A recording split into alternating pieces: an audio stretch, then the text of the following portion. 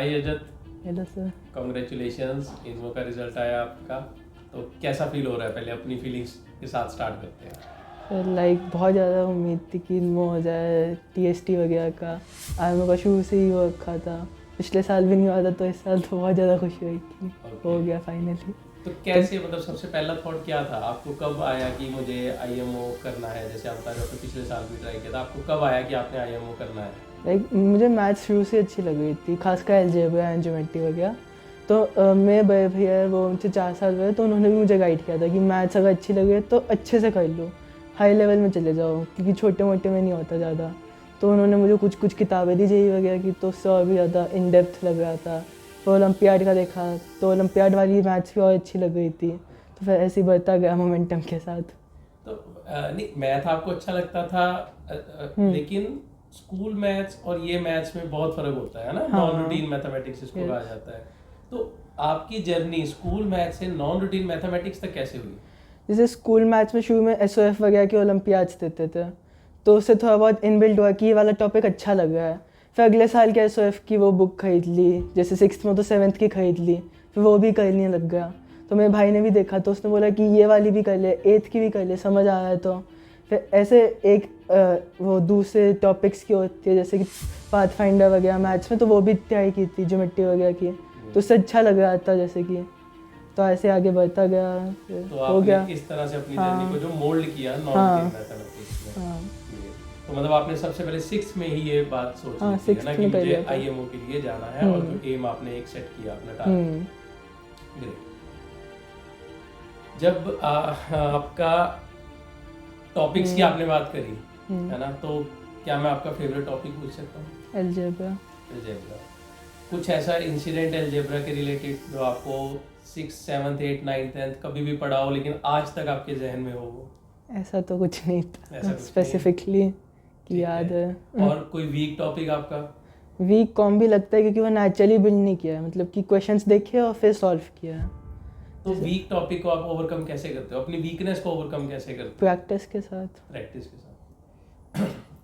आप मुझे ये बताओ कि आपकी जर्नी में आईएमओ के लिए आपकी स्टडी कितना टाइम रहती है? दिन में कितने आवर्स की स्टडी आपकी रहती है? डिपेंड करता है, जैसे कि कभी कभार पूरा second half like 6 to 7 hours a day हो जाता है, कभी कभार होता ही नहीं है, कभी कभार 2 to 3 आवर्स होता है। डिपेंड करता है कि जेईई के साथ भी करो ना 11th में जी। तो अल्टीमेट टारगेट आप अपना जेईई लेके चल रहे हो आगे? हम अब शुरू में आईएमओ है, पर जेईई भी है जेईई मेन टारगेट। तो ओलंपियाड का मैथ करने का जेईई के लिए कुछ बेनिफिट्स होते हैं? हाँ, जैसे कि अलजेब्रा बहुत ज़्यादा ग्रो हो गई, तो जेईई के क्वेश्चंस बहुत ही जल्दी होते हैं, क्योंकि जेईई के क्वेश्चंस मोस्टली अलजेब्रा रिलेटेड होते हैं।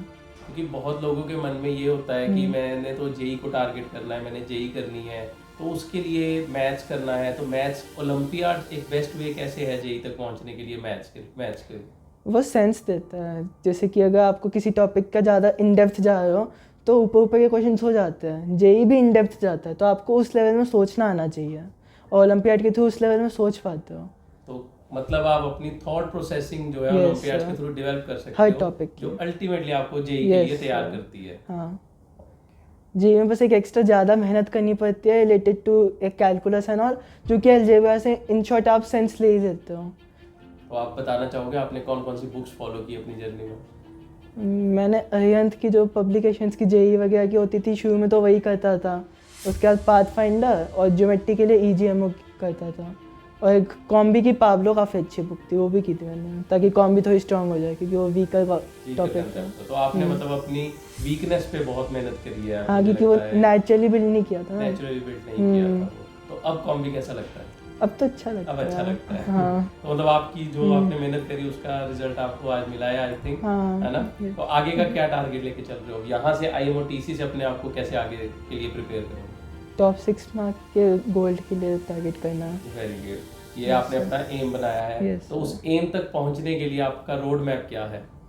तो जैसे कि बहुत से लोग हैं जो जानना चाहते हैं कि इनमो होने के बाद आईएमओ टीसी से अपने आप को उन 6 बच्चों के ग्रुप में कैसे सिलेक्ट करवाया जाए, उसके लिए आपकी क्या तैयारी रहेगी? जैसे कि मैं मॉक्स देता था, हफ्ते में 3-4 मॉक्स तो देता ही था। उससे ये पता चलता है कि कौन सा टॉपिक वीक है। जैसे कि कभी कभार नंबर 3 में लगा है कि मुझे ये याद नहीं हुई चीज़ें, बेस में नहीं जा पाया मैं, तो मैं कोई शीट उठा लेता था इवान चांद की, जैसी OTIS आता है ऑनलाइन PDFs, तो वो उठा के कर लेता था। तो उससे थोड़ा बहुत थ्योरी भी स्ट्रांग हो जाती थी और प्रैक्टिस भी हो जाती थी, डबल की हो जाती थी। जो एस्पिरेंट्स हैं, जो आपके जूनियर्स हैं, जो अपने आप को मतलब आप, मुझे लगता है इस रिजल्ट के बाद काफ़ियों के रोल मॉडल बनने वाले हो, तो जो लोग आपको अपना रोल मॉडल देख रहे हैं उनके लिए आप कोई सजेस्ट करना चाहो कि आप आगे क्या करो, किस तरह से करो? डू वॉट यू लव, जैसे कि अगर मैथ्स अच्छी लगती है तो वही करो, और जैसा करना चाहो वैसा करो नेचुरली, और जो अननेचुरल लगता है वो बोल दो टीचर को, तो वो अपना बता देगा।